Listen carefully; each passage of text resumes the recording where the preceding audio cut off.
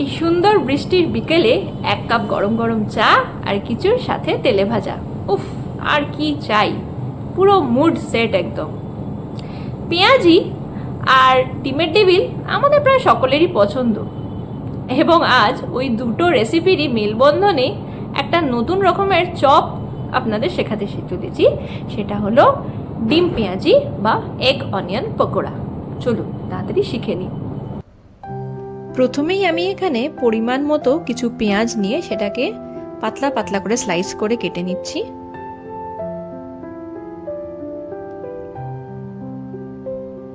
আপনারা যেমন চপ বানাবেন ঠিক সেই অনুযায়ী পেঁয়াজগুলোকে কেটে নেবেন।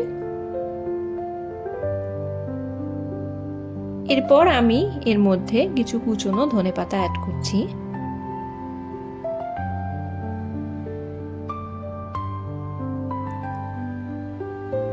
তার সাথে অ্যাড করছি কিছু কুচনো কাঁচা লঙ্কা, যেটা আপনারা টেস্ট বুঝে অ্যাড করবেন।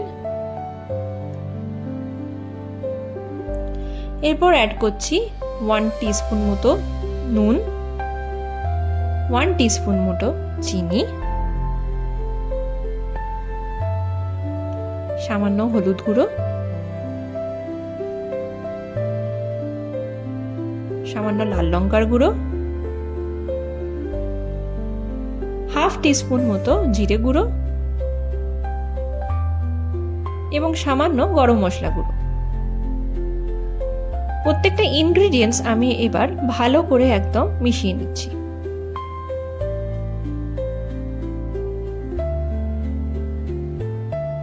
এরপর আমি এর মধ্যে 4 টেবিল স্পুন মতো বেসন অ্যাড করলাম এবং তার সাথে মিক্স করলাম 2 টেবিল স্পুন মতো কর্নফ্লাওয়ার।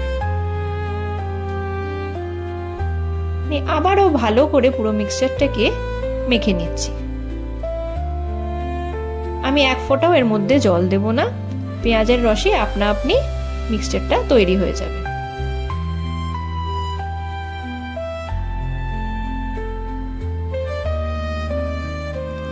এরপর আমি কয়েকটা ডিম সেদ্ধ করে নিয়ে সেই ডিমগুলোকে এরকম 4টে টুকরো করে নিচ্ছি। আপনারা চাইলে 2টো টুকরো করতে পারেন। এরপর হাতে কিছুটা তেল মেখে আমি কিছুটা এই পেঁয়াজের মিক্সচারটা নিয়ে এরকম একটা ফ্ল্যাট শেপ দিয়ে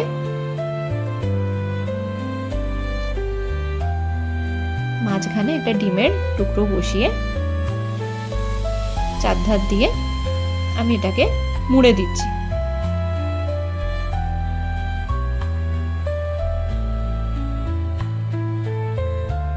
হাতের সাহায্যে আমি এটাকে একটা চপের আকার দিচ্ছি।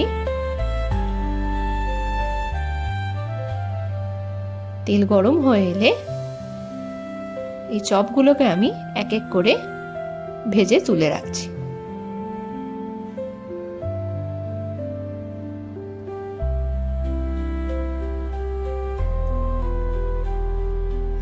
দুপিঠ উল্টিয়ে একদম লাল লাল করে ভেজে নিতে হবে।